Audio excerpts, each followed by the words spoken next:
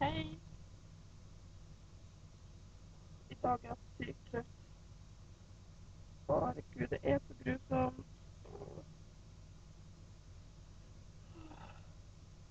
Men det er bare å komme seg på settene. Det er en ny dag. Og det er sånn som vi liker. Jeg håper ikke det blir så mye folk i dag, egentlig. Nå står jeg egentlig bare og venter på å gjøre den. Jeg har gjort alt jeg skal. Han er så treg om morgenen. Ja,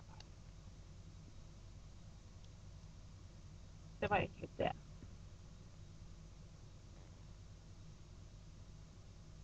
Tok til å ordne hår i dag, eller noen ting. Å, herregud. Nei, nå skal vi ikke være så negative. Det blir ikke bra, det.